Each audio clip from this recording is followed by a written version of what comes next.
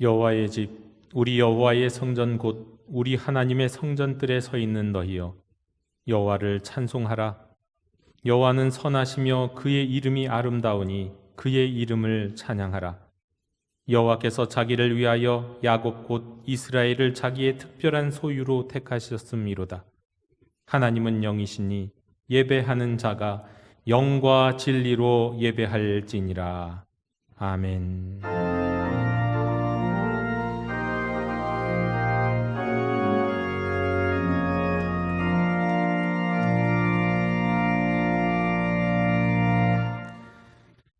우리의 참된 소망이 되시는 하나님 아버지, 더위와 장마가 기승을 부리는 7월의 첫 주간, 보릿고개와 또 같은 시련의 시간들을 이겨내고 보리 추수를 통해 한숨 돌리게 하심에 감사드리며 맥주 감사 주일 예배를 드립니다. 그동안 저희들의 영육을 강건하게 붙들어 주시고 가정과 일터와 교회를 지켜주신 은혜에 감사드립니다. 각처에서 주님의 은혜로 살아가던 저희들이 오늘은 거룩한 주일을 맞이하여 예배당에서 또 가정에서 예배합니다. 성부 하나님께 영광을 돌리며 성자 예수님께 감사드리며 성령 하나님의 역사하심을 기대하고 의지합니다. 마음과 뜻과 정성을 다해 드리는 우리의 예배를 기뻐 받아 주시옵소서. 예수님의 이름으로 기원하옵나이다. 아멘. 다 함께 자리에서 일어나셔서 오늘 이곳에 계신 성령님을 찬양하시겠습니다.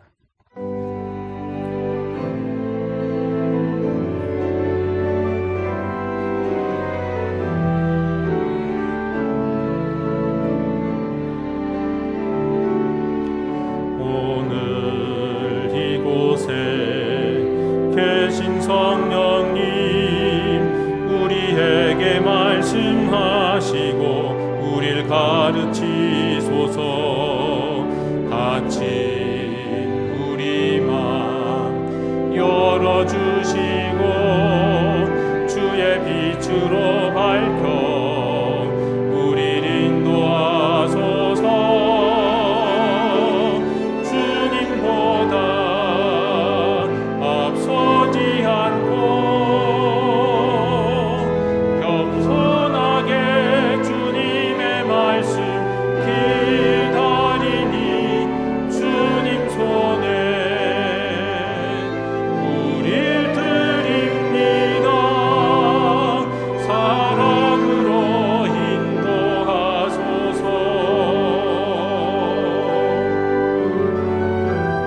창조하신 모습 떠난 우리를 예수님 함께 빚으소서.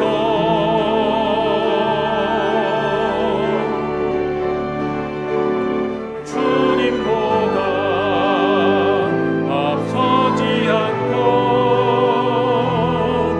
겸손하게 주님의 말씀 기다리니 주님 손에 우릴 드립니다. 사랑으로 인도하소서.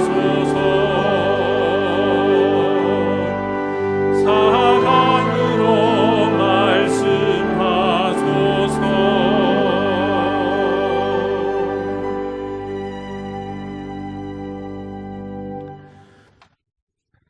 주여 불쌍히 여겨 주시옵소서. 나보다도 나를 더 잘 아시고 나보다도 나와 더 가까우신 성령님, 저희들의 인생과 뱃속 깊은 곳에서 나오는 참회의 고백을 드리오니 용서해 주시옵소서. 저희는 지난 반년 동안도 주의 은혜 가운데 살았음은 물론이요, 잠시도 하나님을 떠나서는 살 수 없는 존재이었건만 돌아보니 주님을 멀리했던 시간들이 너무도 많았습니다. 말씀을 통해 가르쳐 주신 길로 하나님을 알고 믿기보다 세상 철학과 유행을 쫓아 하나님을 망상하며 부패한 인생을 살았습니다.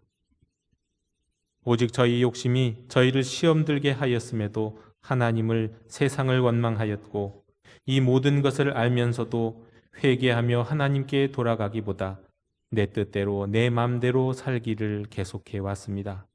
주여, 연약한 저희를 불쌍히 여겨 주시옵고 우리를 위해 십자가에서 죽으시고 죽음을 이기신 예수님 공로 의지하오니 다시 한번 성령 안에서 하나님과 화해케 해 주시옵소서. 주여 자비를 베풀어 주시옵소서.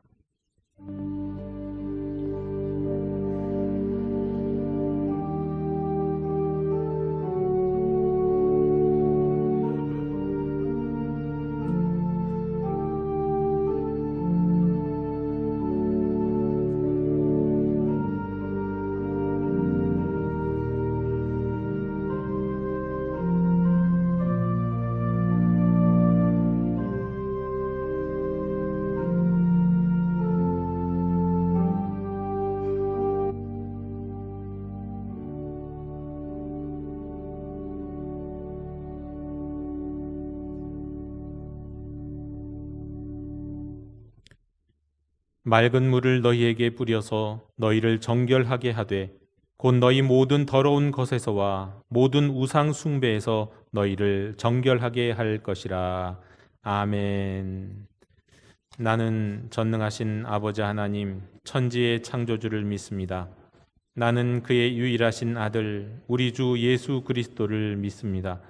그는 성령으로 잉태되어 동정녀 마리아에게서 나시고 본디오 빌라도에게 고난을 받아 십자가에 못 박혀 죽으시고 장사된 지 사흘 만에 죽은 자 가운데서 다시 살아나셨으며 하늘에 오르시어 전능하신 아버지 하나님 우편에 앉아 계시다가 거기로부터 살아있는 자와 죽은 자를 심판하러 오십니다.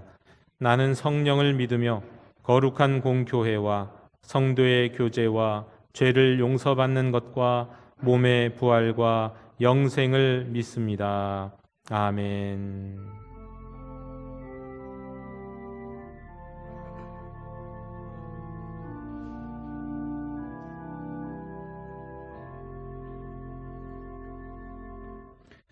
다 함께 자리에 앉으셔서 성시교독 3번을 교독하시겠습니다.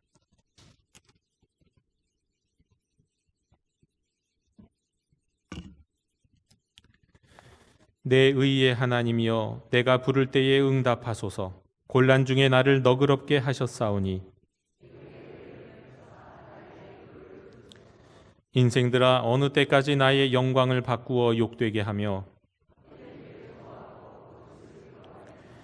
여호와께서 자기를 위하여 경건한 자를 택하신 줄 너희가 알지어다. 너희는 떨며 범죄하지 말지어다. 자리에 누워 심중에 말하고 잠잠할지어다. 여러 사람의 말이 우리에게 선을 보일 자 누구뇨 하오니 주께서 내 마음에 두신 기쁨은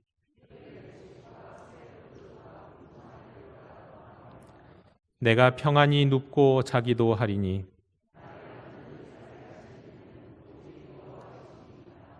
아멘.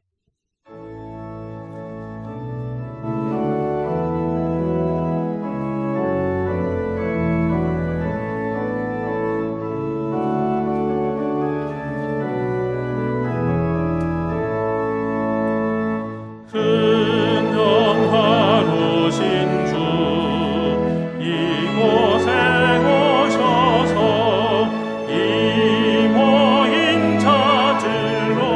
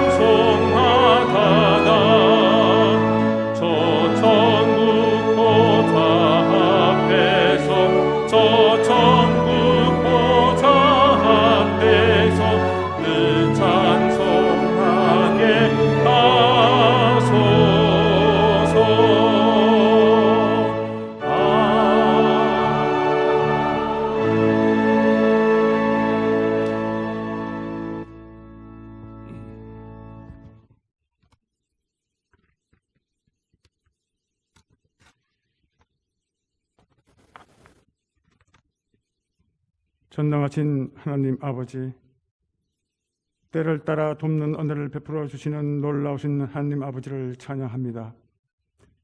맥주 감사 주일을 맞아 하나님께 성전과 각처에서 예배할 수 있도록 은혜 베풀어 주시고 풍성한 열매로 감사 예배 드리게 인도하여 주심을 감사드립니다.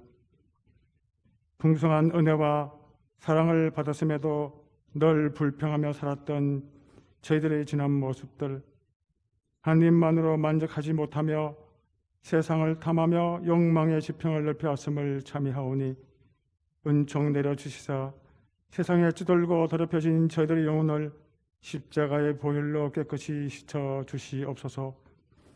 7월의 첫 시간을 맥주 감사 주일로 지키게 하심을 감사드립니다. 지난 상반기 동안도 먹이시고 입혀주시는 하나님의 사랑을 감사합니다. 세상에 있는 그 어떤 것도 하나님의 은혜가 없이 살아갈 수 없고 오직 하나님의 사랑과 긍휼로 살아갑니다. 풍성한 은혜를 베풀어 주셔 이러한 풍성한 열매로 다시 하나님께 드릴 수 있는 맥주 감사 주일을 지키게 하심을 감사드립니다. 감사의 전을 통해 하나님께 영광 돌리는 7월이 되기를 소망합니다. 우리의 영혼이 쉴 곳을 알지 못해 헤맬 때 참된 평안을 주시는 부활의 주님, 감염의 공포와 그 앞에 드러나는 방종과 거짓과 탐심을 매일 목격합니다. 우리에게 찾아주시고 약속대로 성령을 보내주셔서 우리를 새롭게 하시고 시대의 사명을 감당하는 성도들로 굳게 서게 하옵소서. 때로는 모호한 삶, 알 수 없는 미래가 다가온다 할지라도 성령님은 가장 선한 방법으로 우리는 인도하심을 믿습니다. 성령님은 신뢰함으로 두려움을 이기게 하시고 하나님께 순종함으로 걱정과 근심을 내려놓고 주님을 찬양하는 삶을 살게 하옵소서. 다음 세대를 위해 기도합니다. 7월 18일 영유아부와 유치부 여름 성경 학교를 시작으로 청년부 1일까지 수련회가 계획되어 있습니다. 자비하신 하나님, 긍휼과 사랑으로 다음 세대가 쓰러지지 않도록 강력한 은혜로 충만하게 하사 이번 기회를 통해 어려운 환경 속에서도 다시 한번 성령 부흥의 역사가 일어나게 하옵소서. 자비의 하나님, 수많은 젊은이들이 교회를 떠나 방황하고 있습니다. 그들에게 은혜를 더하사 하나님의 영광을 체험할 수 있는 영광을 허락하여 주옵소서. 무엇이 진정으로 가치 있는 일인지 진심으로 알게 깨닫게 하옵소서. 젤 모임이 상반기 마무리되어 이번 주부터 하반기 사역을 준비하는 영적 충전의 기간에 들어갑니다. 그동안 수고한 셀 리더 인턴들에게 복을 다하시고 그들의 수고 위에 하나님의 은혜가 넘치게 하옵소서. 셀 방학이 영적 방학이 되지 않게 하시고 날마다 말씀을 묵상하며 살아가는 삶이 되게 하옵소서. 모든 성도들의 가정이 날마다 말씀을 읽고 묵상하는 예배의 처소가 되게 하시고 진리와 믿음으로 주님과 동행하는 삶이 되게 하옵소서. 이번 주에 있을 상반기 회개감사도 성령님의 인도하심 속에 잘 진행되어질 수 있게 하옵소서. 이 시간 말씀을 전가하시는 박정원 목사님께 큰 능력을 부어 주옵소서. 능력의 말씀이 선포될 때 우리의 영혼이 살아나고 회복되는 역사가 일어나게 하옵소서. 주의 복음으로 충만한 교회가 되게 하시고 하나님을 사랑한다고 고백하는 시간이 되게 하옵소서. 예배를 돕는 손길 위에 복을 다하시고 할렐루야 찬양대의 찬양을 흠양하여 주옵소서. 주의 말씀을 갈망하여 고개 숙인 성도들의 성령을 믿사오며 신앙 고백의 기도를 들으시고 복된 예배의 시간이 되게 하옵소서. 부활의 소망이신 예수님 이름으로 기도합니다. 아멘.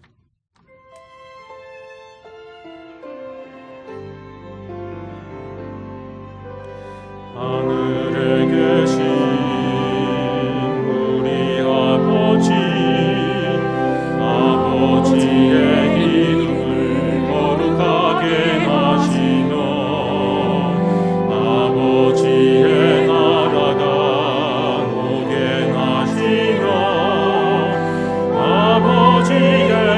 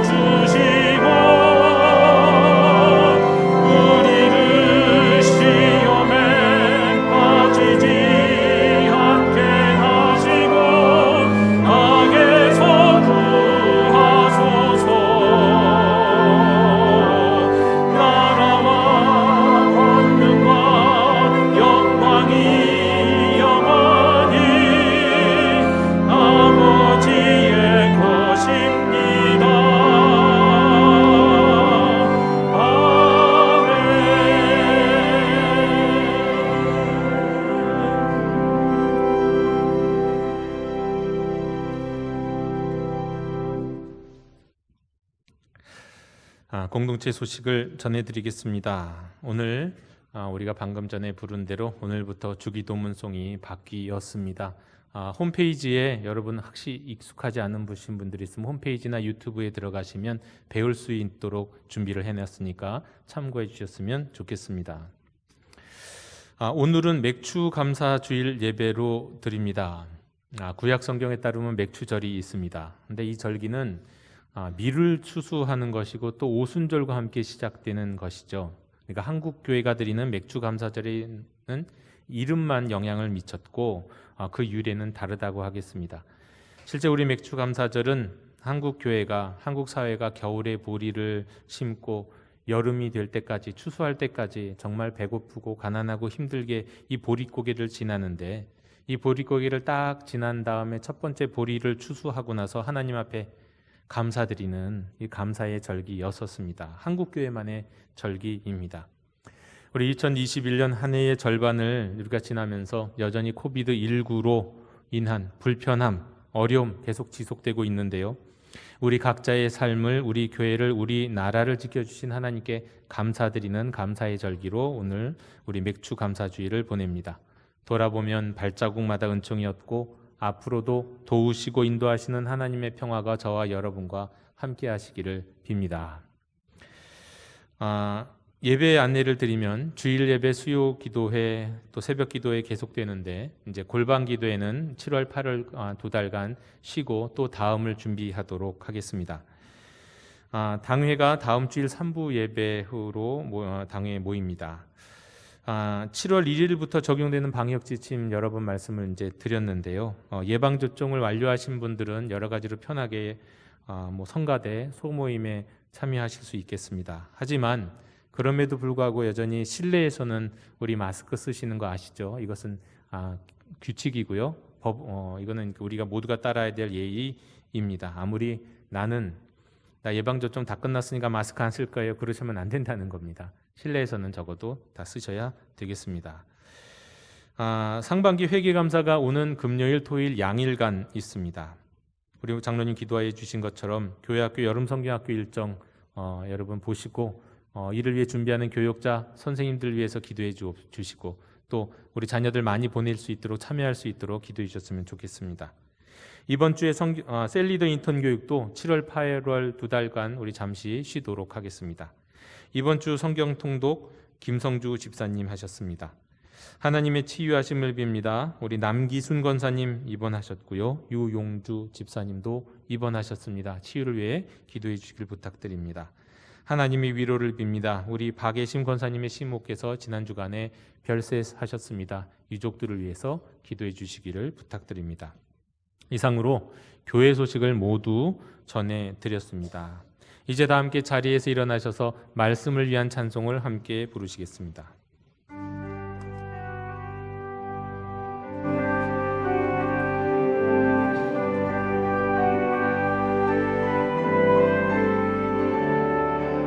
말씀하소서 여호와여,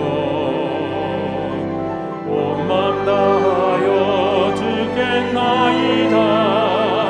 성령 하나님이여 평화 내려 주소서. 듣겠나이다.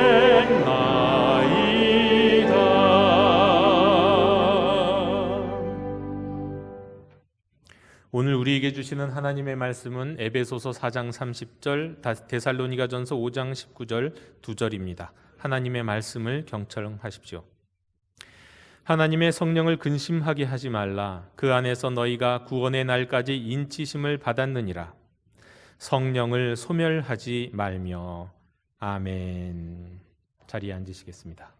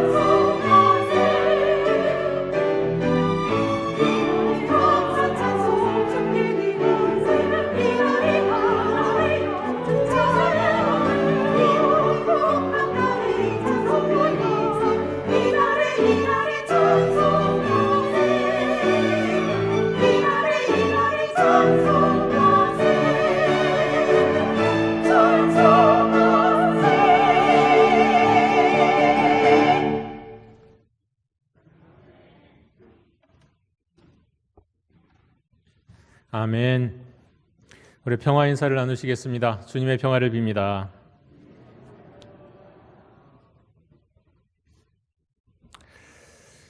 지난 5월에 발표됐던 한국갤럽의 한국인의 종교라는 연구 조사에 따르면은 대한민국 인구 가운데 17%가 개신교인, 16%가 불교, 7%가 로마 가톨릭으로 나타났습니다. 이제는 기독교와 천주교를 합치지 않아도 대한민국의 대표 종교는 이제 개신교다라고 말씀드릴 수 있게 되었습니다. 그러나 그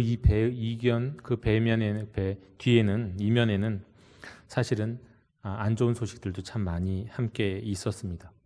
특별히 2014년 조사와 한번 비교해 볼 때 7년 동안에 우리 개신교 인구가 20%가 줄었습니다.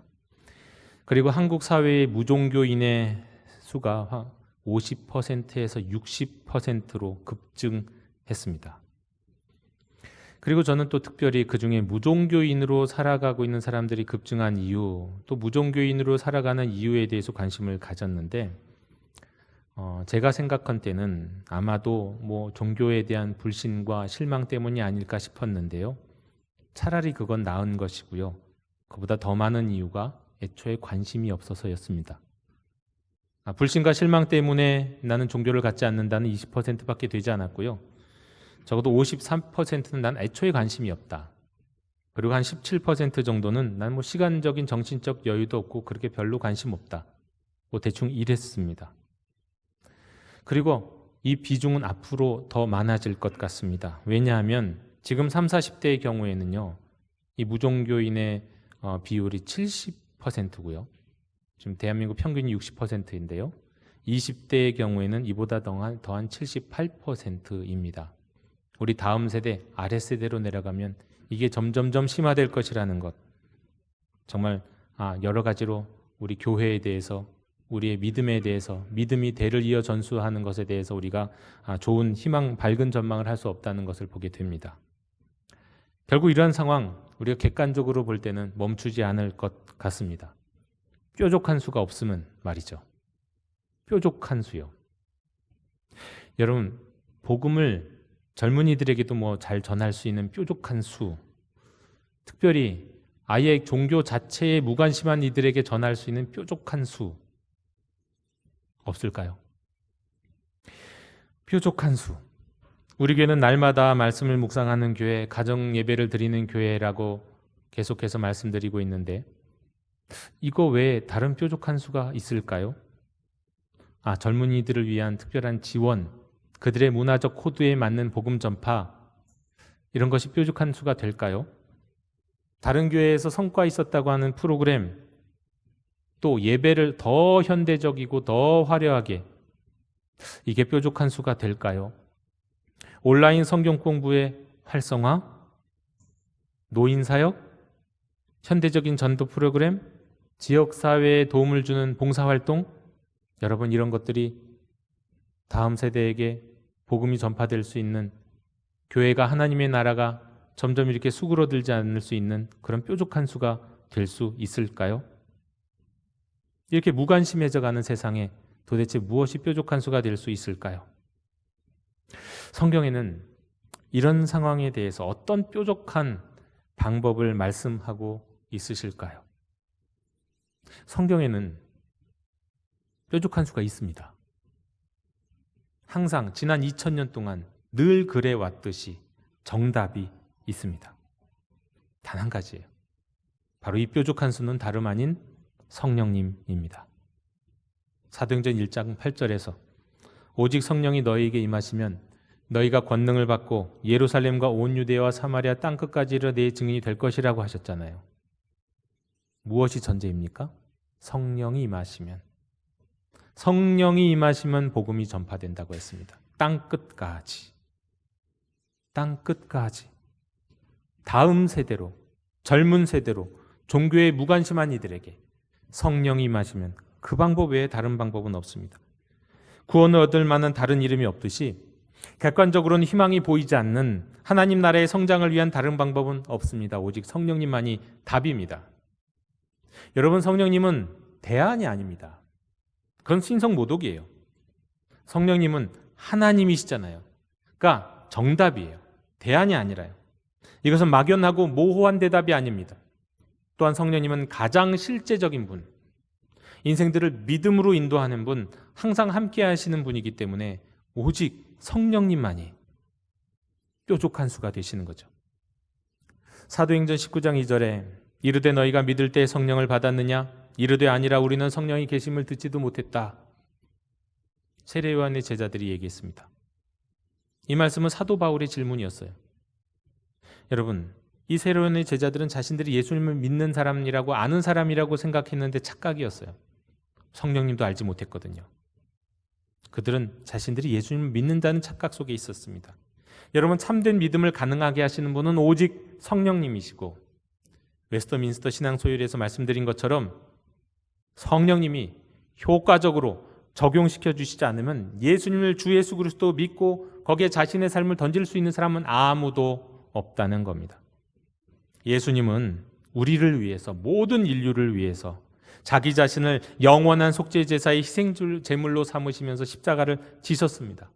사흘 동안 죽음의 고통도 대신 체휼하시고 죽음을 이기시고 부활하셨죠. 지금 이 순간에도 하늘에서 우리의 부활을 준비하시면서 영원한 제사장이요 예언자여 왕으로서 다스리고 계시죠. 그런데 그 모든 예수 그리스도의 사역이 우리에게 이루어지고 적용되려면 오직 성령님이 계셔야 한다. 성령님만 하실 수 있다. 이겁니다. 단호히 말씀드립니다. 성령님이 아니 계시다면 우리가 하나님 나라의 백성 되는 것 불가하고요. 애초에 예수 그리스도가 십자가와 부활을 그 사역을 감당하신 거 우리랑 아무 상관없는 일이 됩니다. 성령님이 그 일을 하십니다. 그래서 성령님은 정답일 뿐만 아니라 우리에게 가장 소중한 분이십니다. 하지만 오늘날 이 민족 가운데, 이 교회 가운데, 우리 그리스도인들 가운데 매우 심각한 문제가 있습니다. 여러분, 민족, 교회, 그리스도인들 그 한복판에는 제가 있어요. 사실은 그 누구보다도 문제 있는 사람이 목사인 저일 겁니다.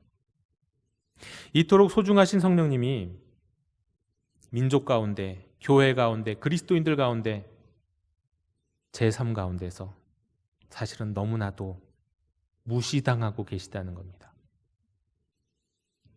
세례 요한의 제자들은 성령님께 대해 아예 무지했기 때문에 그렇잖아요. 그런데 이 시대와 교회 가운데서는요, 성령님을 무지해서가 아니에요. 아는 사람들은 알 만큼 알고 배운 사람은 배운 만큼 배웠고요. 저 같은 목회자들은 충분히 알죠. 그럼에도 불구하고 이런저런 이유로 성령님을 무시하는 일들이 이뤄지고 있는 겁니다. 여러분, 성령님의 역사에 대한 가장 큰 위협과 방해는요, 무신론자나 인본주의자들 같은 교회 바깥에서 오는 게 아니에요. 영향 끼치는 건 맞겠지만 교회 안에서 촉발되는 겁니다. 다시 말해서 에베소서와 데살로니가 전서에서 사도 바울을 통해서 하셨던 그 경고를 무시하는 일이 지금 교회 안에서, 그리스도인들 안에서 이루어지고 있는 겁니다. 다시 한번 오늘 말씀을 읽습니다. 에베소서 4장 30절, 하나님의 성령을 근심하게 하지 말라. 데살로니가전서 5장 19절, 성령을 소멸하지 말며. 에베소서 4장 30절의 말씀, 하나님의 성령을 근심하게 하지 말라는 말씀은요, 하나님의 성령을 슬프게 하지 마라, 마음 아프게 하지 말라는 뜻입니다. 여러분, 성령님은 하나님이시지 우주의 어떤 힘, 어떤 기운, 그런 거 아니라고요. 이 점은 성령님에 대한 교회 안팎의 가장 큰 오해 중에 하나예요. 성령의 능력, 그러니까 그냥 능력인 줄 알아요. 성령님은 어떤 동양의 기나 우주를 가득 채우고 있는 에테르 이런 기운처럼 여겨요. 이거 오해입니다. 성령님은 인격적인 하나님이세요. 때문에 인격적이신 분이기 때문에 그분을 근심하게 하지 말라고, 그분의 마음을 슬프게 하지 말라고 말씀합니다. 또한 데살로니가전서 5장 19절에서 바울은 이런 성령님을 소멸하지 말라고 말씀합니다. 성령님은 예수를 주로 고백하고 영접하게 하시는 분이고, 영접한 모든 이들과 그런 교회와 영원토록 함께 하시는 하나님의 영이시죠. 또 성령님은 불처럼 우리 내면의 죄악을 태우시고 하나님의 역사를 드러내도록 뜨거운 마음 주시는 분이시죠. 이런 성령님, 그야말로 불과 같은 분이신데요. 이런 성령님을 소멸하지 말라. 이 소멸하다는 뜻이 원어로 불을 끄다라는 뜻이에요. 딱 맞는 표현이죠. 불과 같은 성령님을 불 끄지 말라는 거예요. 다시 말해서 성령님을 소멸하지 말라는 건 성령님 억누르고 제한하지 말라. 그래서 성령의 역사가 사그라들게 하지 말라. 이런 말씀입니다. 그런데 오늘날 교회와 그리스도인들이 성령님을 근심하게 하고 성령님을 소멸하고 있습니다. 이 말씀은 사실 여러분들보다 저에게 더 주시는 말씀이에요. 여러분들이 이 말씀 앞에서 회개할 것이 요만큼이라면 저는 아마 이만큼 될 겁니다. 그러나 이 말씀에 의지해서 여러분들과 함께 계속 이 말씀을 나누기 원합니다. 여러분, 그렇다면 성령을 근심하고 하게 하는 이런 일들, 사실은 교회의 역사부터 지금까지 2000년 동안 계속 반복되어 왔던 일들인데, 특별히 오늘날 우리 교회와 우리 그리스도인들은 어떻게 성령님을 근심하게 하고 소멸하고 있을까요? 다시 말해서 오늘날 한국교회에서는 성령님이 어떻게 한국교회에서는 성령님을 제한하고 있을까요? 첫째로, 오늘날 성령님은 이렇게 말씀드릴 수 있을 것 같아요. 교회와 선교기관 안에 갇혀 계신다. 교회며 동시에 선교기관이었던 예루살렘 교회가 시작됐을 때는요, 그 중심이 불과 같은 분이 계셨어요. 성령님입니다. 성령님이 계셨죠. 성령님 화로 중심에 있는 불과 같이 활활 타오르는, 그렇게 역사하셨던 분이셨어요. 그래서 그런 처음 교회의 모습은 뭐였냐? 철저하게 가부장적인 세계관에 종속되어 있는 시대인데도 불구하고 여성들이 교회의 지도자로 섰었어요. 마리아, 루디아, 여성 지도자들이었어요. 남녀 차별이 극복됐어요. 자유인과 노예의 차별도 없었어요. 노예를 사고 파는 시대에, 노예 경제가 상당히 중요한 시대에 자유인과 노예 구별이 없는 것이 교회였어요. 예배 형식, 참여 방식도 매우 자유로웠어요. 하지만 시간이 지나면서 여러 가지 이유로, 특별히 로마의 국교가 된 이후에 화려한 로마 사회, 관료, 집회, 문화적인 어떤 형상들, 이런 것들이 다, 조직제도, 이런 게 다 교회 안에 들어오기 시작하면서 교회가 불을 제한하기 시작했어요. 불은 성령님인데 불을 제한해요. 여러분, 그 불은요, 교회가 지핀 불이 아니었어요. 불이 교회를 만들었잖아요. 성령께서 교회를 만드셨잖아요. 그런데 나중에는 교회가 성령을 제한해요. 자기들이 지핀 불처럼 말이죠. 자기들이 조절하려고 했어요. 직분이라든가 제도라든가 조직, 또 전통, 이런 이름으로 말입니다. 특별히 로마 가톨릭 교회가 그랬고요. 나중에 동방정교회도 심각했고요. 개신교도 여기에서 크게 다르지 않았어요. 이것뿐만은 아닙니다. 나중에 이 교회가 불을 잃었을 때 불을 회복해야겠다라고 뜨겁게 일어났던 선교단체들이 있었죠. 선교해야겠다. 우리는 복음을 땅끝까지 전해야겠다. 그래서 선교기관들이 생겼어요. 그런데 나중에는 그 선교기관에도 동일한 일들이 일어납니다. 선교기관에서도 처음에는 자신들은 적어도 기존 교회와는 다르다, 우리는 불이신 성령님을 따른다, 순종한다, 그렇게 생각했는지 모르지만 처음엔 그렇게 시작했다 할지라도 어느 순간에 보면 다 똑같아졌어요. 물론 선교단체 안에서도 어떤 영역 안에서는 성령께서 마구 역사하시는 것처럼 보이는 부분들이 있어요. 거짓 순례를 가고 선교 여행을 갔을 때 어떤 것을 계획하지 않고 날마다 아침마다 성령님이 이끄시는 대로 그런 선교 여행 가다 보면 정말 성령님이 살아 역사하시고 이끄신다는 것을 경험하죠. 근데 그때뿐이에요. 선교 여행 끝나고 돌아와서 선교기관으로 돌아오면 똑같아요. 교회랑 똑같더라는 거예요. 심지어는 자신들이 성령님을 독점하고 있고 자기에 빠져갖고 독선적인 모습을 더 많이 보여주기도 했습니다.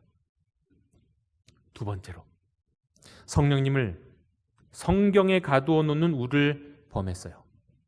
이건 잘 들으셔야 돼요. 오해하지 마세요. 성령님은 불이시잖아요. 불타는 떨기나무와 같이 떨기나무의 역사지만 떨기나무는 태우지 않는 불이시잖아요. 불이신 성령님이 성경을 기록하셨습니다. 그리고 성경을 통해 예수 그리스도를 증언하시고 오직 예수님의 영이라고 불릴 만큼 오직 예수님께 영광을 돌립니다. 그리고 성경을 읽는 우리를 불타게 하시죠. 뜨겁게 하시죠. 회개하게 하시죠. 그리고 성경 안에서 이루어진 역사를 성경 안에 가두지 않으시고 오늘날 우리의 삶에 있어서 우리의 일상 속에서도 역사 속에서도 여전히 일어나게 하세요. 그런데 많은 교회와 그리스도인들은 성령님을 성경 안에 가둡니다. 그저 성경 시대에 역사하셨던 분, 성경의 은사와 성령의 능력과 기적들은 그 시대에만 있었던 일, 그렇게 자꾸 가두어 놓는단 말이죠. 성령이 주신 은사와 사역이 성경의 완성과 함께 끝났다. 모든 은사도 중지됐고 기적도 중지됐다. 그러면서 부리신 성령님을 성경책과 함께 그 시대에 묶어두는 겁니다. 2000년 전에 묶어두는 거예요. 그러나 성령님은 성경 밖에서도 성경의 예수님을 증언하시고 성경 속에서 이루어진 일들을 오늘날에도 우리의 일상 가운데서도 역사 가운데도 이루시는 분인 줄로 믿으시기 바랍니다. 세 번째로, 첫 번째와 관련해서 조금 더 구체적으로 오늘날 우리 그리스도인들, 우리 교회는요, 성령님을 회의에 묶어두는 우를 범하고 있어요. 회의. 예전에는 그런 말이 많지 않았는데 20세기에 들어가면서 교회가 민주화되면서 이런 얘기들이 굉장히 많아지기 시작해서, 회의를 통해 하나님의 뜻이 드러나는가? 회의를 통해 하나님의 뜻이 실현되는가? 성령님은 다수의 의견과 함께 하시는가? 정말 현대에 들어 이런 질문이 참 많이 있어 왔는데 교회 역사를 보면 불행히도 그렇지 않았던 경우들이 많이 또 있었습니다. 대표적인 예, 1917년 10월, 여러분 이때 무슨 일이 있었을까요? 역사책을 기억하시는 분은 이때 러시아에 공산혁명이 일어났던 것을 기억하실 겁니다. 그런데요, 바로 그달, 그 공산혁명이 일어났던 그달에 러시아 전체에 가장 큰 영향력을 지대하게 끼쳤던 러시아의 정교회가요, 말하자면 공의회 전체 대표 회의를 열고 있었어요. 그달에요. 그달에. 그런데 그 회의 때 그 공의회에서 갑론을박 다투고 있었던 논쟁의 주제가 뭔지를 아십니까? 사제들이 예배 때 어떤 색깔의 예복을 입어야 하는가, 이게 주제였어요. 이거 갖고 치열하게 논쟁했어요. 지금 바깥에서는 공산혁명이 일어나고 있는데 안에서는 그 문제 갖고 싸우고 있는 거예요. 어떤 역사가의 말처럼 만일 이때 예수님의 말씀대로 러시아 정교회의 재산의 절반을 팔아서 가난한 사람들에게 나눠줬더라면 공산혁명은 일어나지 않았을 겁니다. 공산혁명이 일어나다가도 교회에 회개하는 모습을 보고는 사람들이 마음을 바꾸었을 거예요. 그런데 오늘날에도 이런 비슷한 일들이 총회, 노회, 공동의회, 재직회, 당회, 여전도회, 남성교회, 권사회, 안수집사회, 교회학교 각 부서 회의라고 하는 위원회라는 회의, 모든 회의 가운데 이런 일이 얼마든지 일어날 수 있어요. 모든 회의가 그렇다는 거 아닙니다. 그 회의에 속한 많은 구성원들이 정말 성령의 인도하심 가운데 회의에 참여한다면 그렇지 않겠죠. 그런데 우리의 경험이 반증하는 것이 너무나도 많은 회의가 인간적인 주제에 매몰되어서 성령님이 주재하시는 회의로 나가지 못하고 오히려 성령님을 근심하게 하고 소멸하는 회의로 이어질 때가 많았다는 겁니다. 깨어있지 못하고 이데올로기나 자기 이익과 편협함과 고집에 성령님이 갇혀서 성령님이 불러일으키시는 그 불을 오히려 가리거나 끄고 있는 일들이 너무나도 많았다는 겁니다. 네 번째로, 종교다원주의가 성령님을 제한합니다. 여러분, 종교다원주의자들이 하는 제일 내세우는 가장 좋은 가치가 뭔 줄 아세요? 성령님은 저 밖에서도 역사하신다요. 우리 교회 안에만 계시지 않고 세상 어디에서도 역사하신다. 이게 종교자원주의들이 얘기하는 아주 중요한 성령론입니다. 사실 이것만 따지보면 그런 것 같아요. 성령님이 밖에서도 역사하신다 그러면 이거야말로 성령님을 제한하지 않는 것 같죠. 얼핏 생각해보면 그렇게 보이는 것처럼 보일 수도 있습니다. 물론 하나님이 창조하신 세상에 존재하는 종교와 사상들이니까 그 가운데 진리의 파편이 없다고 단언할 수 없습니다. 그렇게 단언할 수 있는 사람은 세상 난 모든 걸 다 알아, 그럼 교만한 사람일 거예요. 그런데 한 가지 분명한 거 있어요. 죄로 인하여 왜곡된 인간의 자유의지는요, 많은 것들을 인간의 자유 가운데 선택할 수는 있지만 많은 것들을 다만 우리의 구원을 위해서 예수 그리스도가 십자가에 달려 죽으시고 죽음을 이기시고 부활하신 놀라운 사건을 믿고 그 예수님 영접하고 그 예수님께 헌신하는 선택, 구원에 이르는 선택은 할 수 없다는 거예요. 이건 우리가 가진 자유의지로 하는 게 아니에요.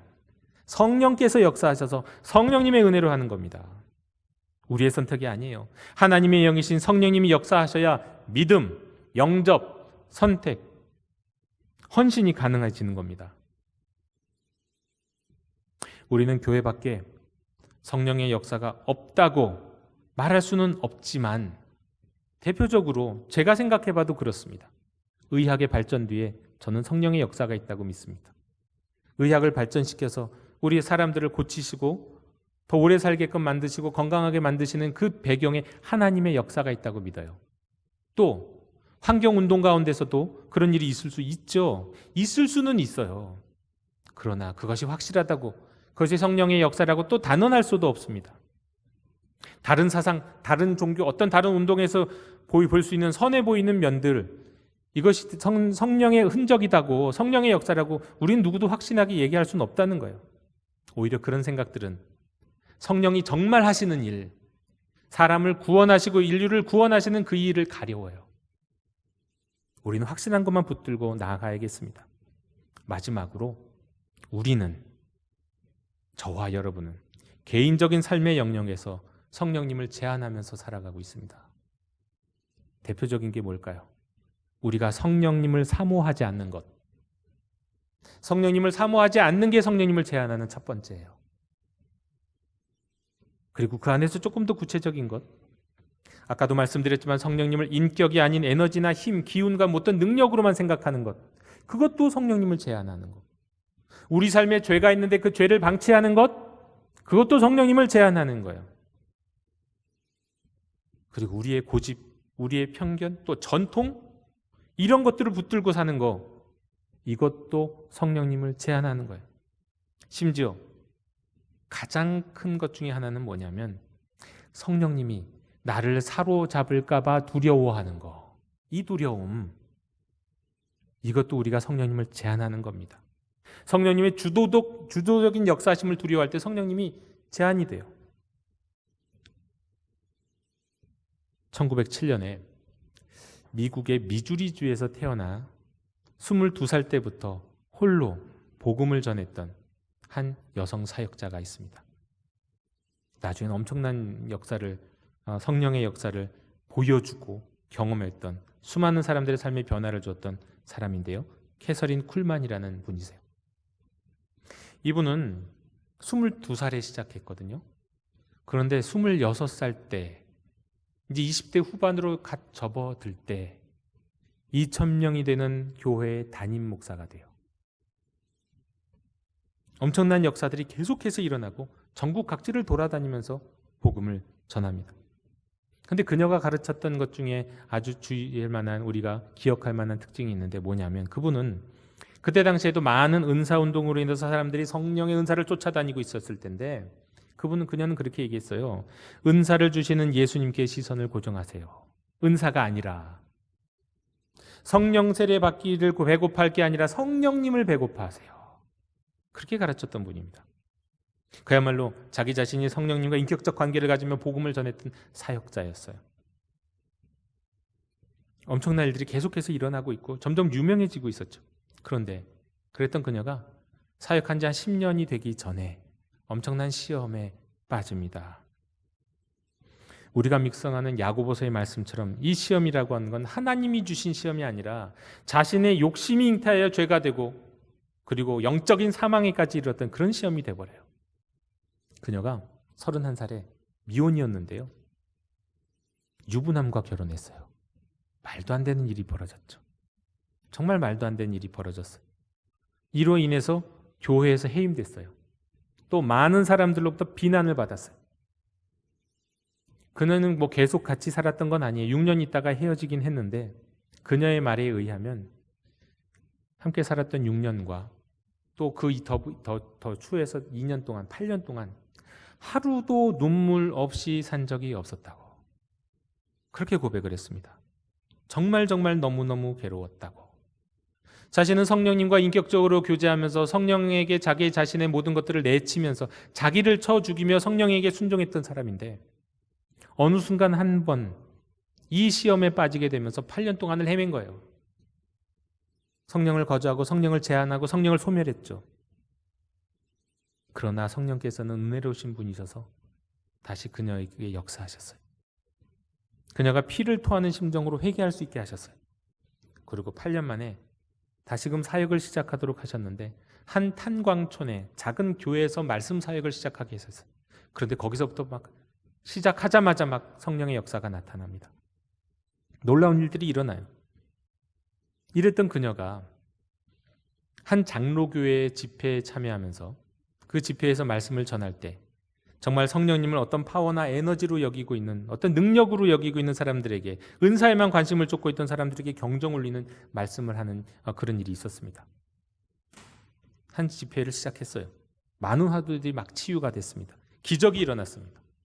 근데 그러다가 어느 순간에 이 쿨만 여사가 손으로 얼굴을 딱 가리고 울기 시작했습니다. 점점 크게 계속해서 흐느꼈어요.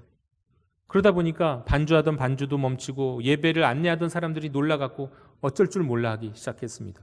예배에 참여한 청중들도 뭐 하시는 거지? 무슨 일이지? 어리둥절했어요. 그녀가 수없이 많은 집회를 했지만 이런 적은 처음이었어요. 얼마나 그렇게 있었을까요? 그러다가 그녀가 서서히 고개를 들며 일어섰습니다. 그때 그녀의 모습을 보았던 한 목사님의 고백이 그녀의 눈빛에는 불꽃이 튀는 것 같았고 막 생기가 가득 차 있었다고 얘기합니다. 그리고 전에 누구에게서도 보지 못했던 담대함. 이 캐서린 쿨만 여사가 되게 작아요.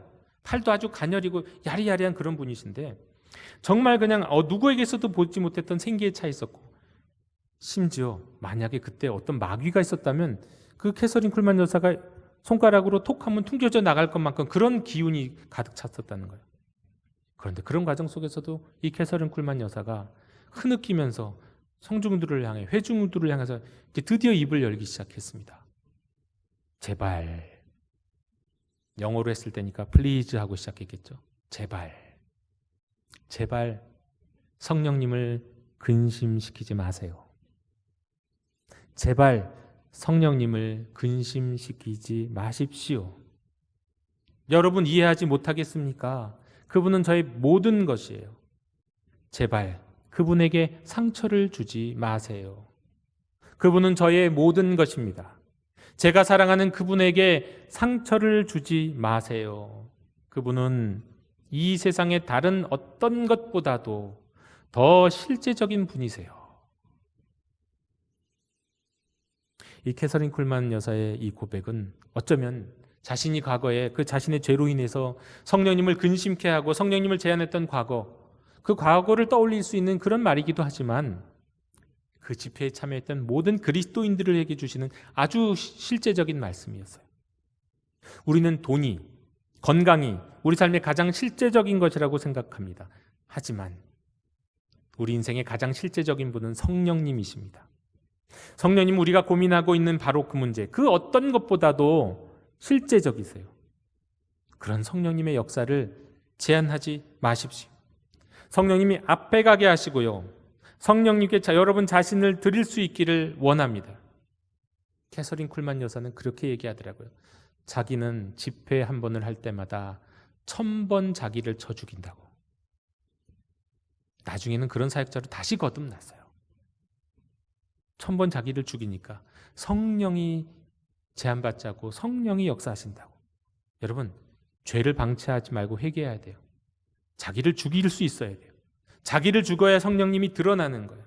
성령님이 주도하심에 자신을 맡게 되면 내 죄를 고백하고 나를 쳐 죽여야 돼요. 나는 죽었습니다. 죽은 나를 주님께, 성령님께 드립니다. 성령님 일하십시오. 그때 성령께서 역사하시는 거예요. 지난주에 우리는 대통령의 참모에서 하나님의 참모가 되었던 찰스 콜슨의 인생 이야기를 들었습니다. 그가 진심을 다해 드렸던 기도를 통해서 그가 거듭난 인생이 되었다는 말씀도 들으셨죠. 그의 기도는 이랬습니다. 주 예수님, 당신을 믿습니다. 당신을 영접합니다. 제 삶에 들어와 주세요. 당신께 제 삶을 드립니다. 여러분, 그런데 이 기도 정말 훌륭한 기도인데요.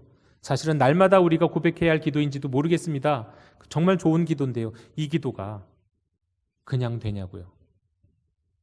말로 하면 따라합시다 하면 따라할지 모르지만 이게 진심에서 드리는 기도가 그냥 되는 게 아니에요. 이 기도할 수 있도록 진심으로 기도하게 이끄시는 분 성령님이십니다. 그리고 성령님이 이렇게 기도하게 하시고 우리가 이렇게 기도했을 때 성령님이 그 인생을 주관하시고 인도해 주십니다. 보십시오. 그 기도 가운데서도 찰스 콜슨도 그러잖아요. 성령님, 주님 제 삶에 오시고요. 제 삶을 드린다고요. 여러분 내 삶을 드렸으면요. 그게 무슨 얘기입니까? 나 삶 드렸으니까 이제 내 삶 당신이 마음대로 하십시오. 성령님께서 제 삶을 마음대로 움직여 주십시오. 내 고집도 내 생각도 다 내려놨습니다. 성령님이 움직여 주십시오. 이끌어 주십시오. 그거 아닙니까? 다른 말로 나는 죽었습니다. 내 안에서 성령님만 살아 움직이시고 역사하시길 원합니다. 그거 아닌가요? 여러분 이런 기도가 진실로 이 기도가 그냥 되냐고요.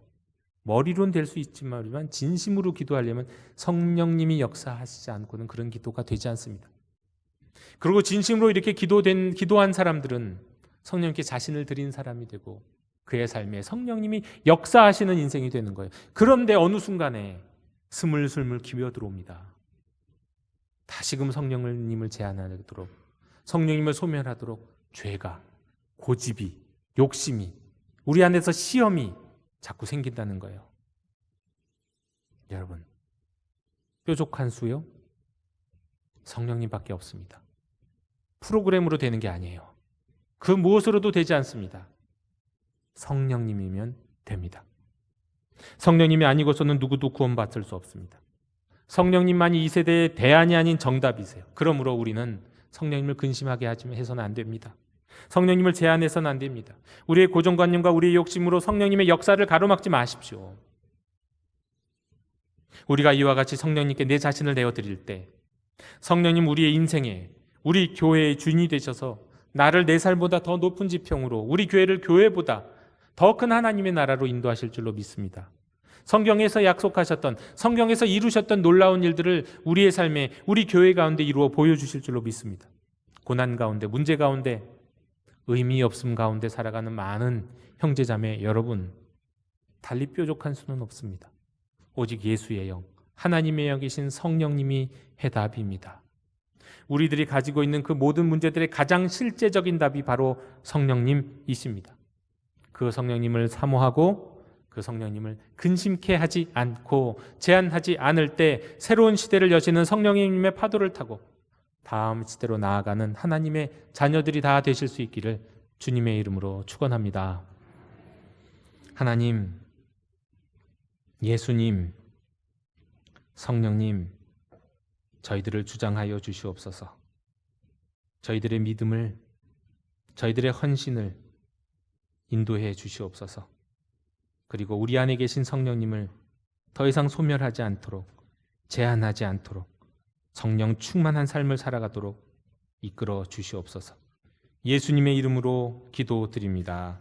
아멘. 이 시간 응답의 찬송 186장 부르시며 봉헌하시겠습니다.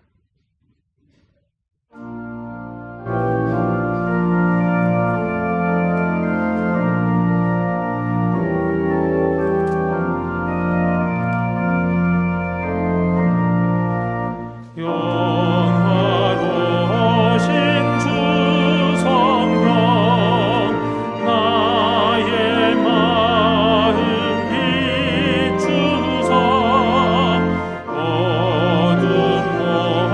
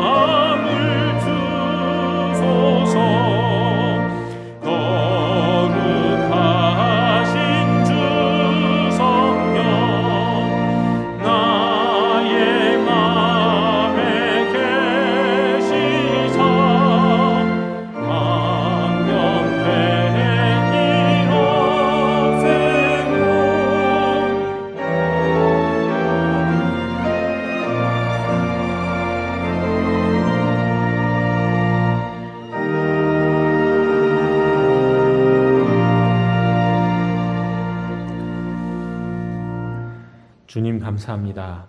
우리 인생 가운데 여러 가지 고난이 있었지만 주께서 붙들어 주시고 지탱해 주셨기에 여기까지 이르렀습니다. 보릿고개가 지난 후 첫 열매를 하나님께 드렸던 우리 믿음의 선배를 뒤쫓아 저희도 이 시간 시련을 이기게 하신 하나님께 감사드리며 예물을 드립니다. 맥주 감사헌금과 각종 예물을 하나님께 드리오니 기쁘게 흠양하여 주옵시고 우리 각 인생과 가정과 교회와 하나님 나라에서 역사하시는 성령님의 은혜로운 사역에 귀하게 사용해 주시옵소서. 드리는 모든 손길 위에 신령한 은혜와 평화가 넘치게 해 주옵소서. 감사드리며 예수 그리스도 이름으로 봉헌기도 드리옵나이다. 아멘. 다 함께 자리에서 일어나셔서 결단의 찬양을 함께 부르시겠습니다.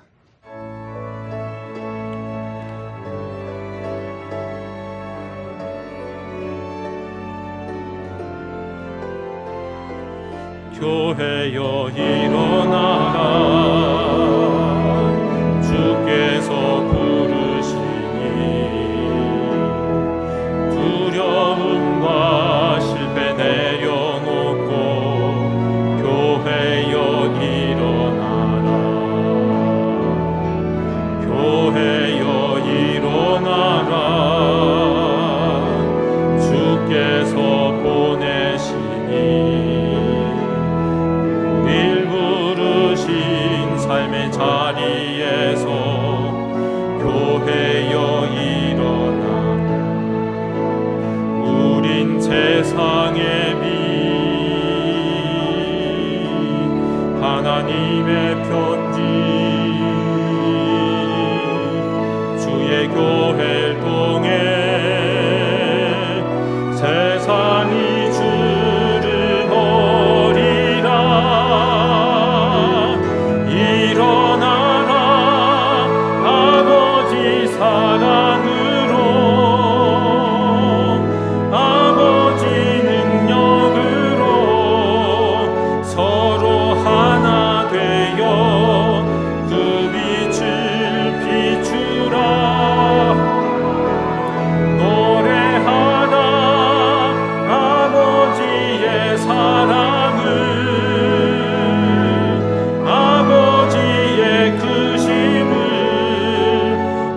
삶의 노래로 주님을 나타내나 일어나라 일어나라 일어나라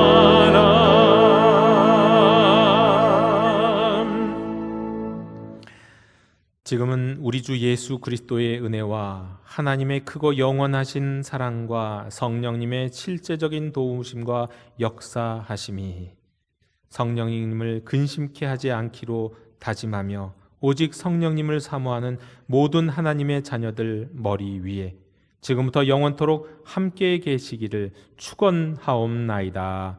아멘.